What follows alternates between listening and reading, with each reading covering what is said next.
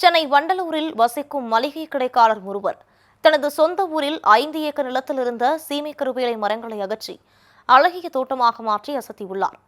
வியாபாரி ஒருவர் விவசாயியாக மாறிய சுவையான சம்பவத்தை விவரிக்கிறது இந்த செய்தி தொகுப்பு.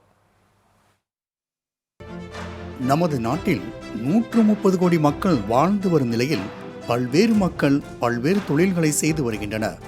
ஆனால் எத்தனை தொழில்களை செய்து வந்தாலும் முதன்மையான தொழிலாக பார்க்கப்படுவது விவசாயம் மட்டுமே. உண்டி கொடுத்தோர் உயிர் கொடுத்தோரே என்பது போல உணவு வழங்கி இன்னமும் இவ்வுலகை இயங்க வைத்துக் கொண்டிருப்பவர்கள் விவசாயிகள் என்று சொன்னால் அது மிகையாகாது. இதனால்தான் இந்தியாவின் முதுகெலும்பாக விவசாயமே விளங்கி வருகிறது. இதனை உணர்ந்த மளிகை கடை வியாபாரி ஒருவர் தானும் ஒரு விவசாயியாக மாறியுள்ளார்.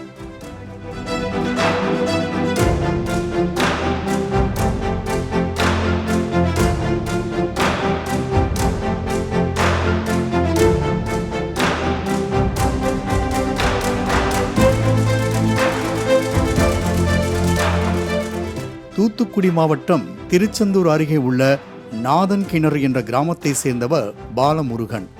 இவர் செங்கல்பட்டு மாவட்டம் பெருங்களத்தூரில் மளிகை கடை வைத்து நடத்தி வருகிறார்.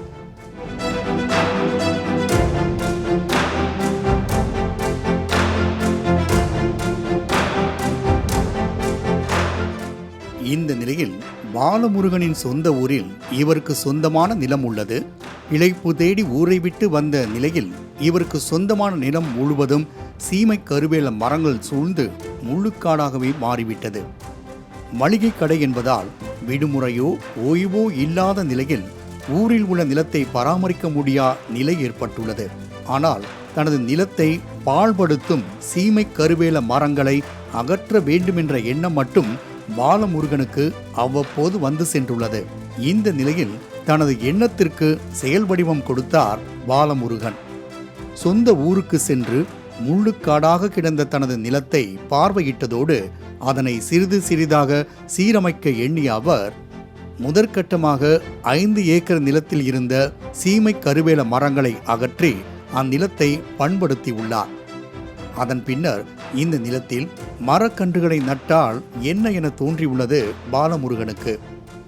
இதற்காக அரசின் மானிய திட்டத்தின் மூலம் சொட்டு நீர் பாசனம் அமைத்து சந்தன மரம், தேக்கு, இலுப்பை, மலைவேம்பு, நாட்டு தென்னை உள்ளிட்ட 15 வகையான மரங்களை வளர்த்துள்ளார்.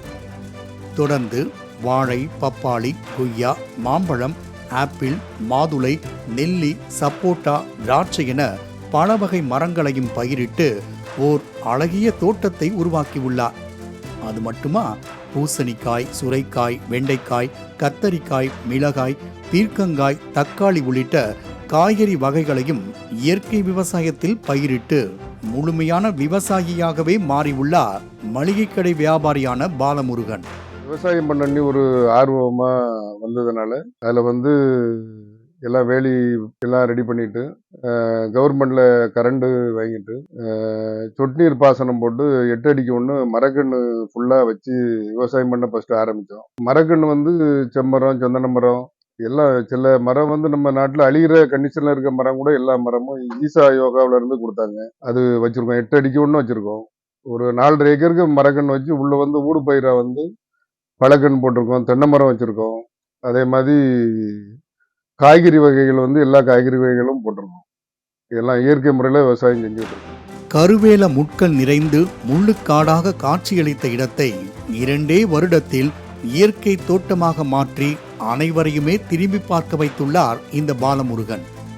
கருவேல மரங்களை அகற்ற வேண்டுமென்ற ஒற்றை இலக்கில் சென்ற மளிகை கடைக்காரர் இன்று சிறு குறு விவசாயியாக மாறி ஒரு தோட்டத்தை அமைத்து பராமரித்து வரும் பாலமுருகன் ஒவ்வொரு தனி மனிதனும் விவசாயம் செய்ய வேண்டும் என்று தனது அனுபவத்தை பகிர்கிறார்.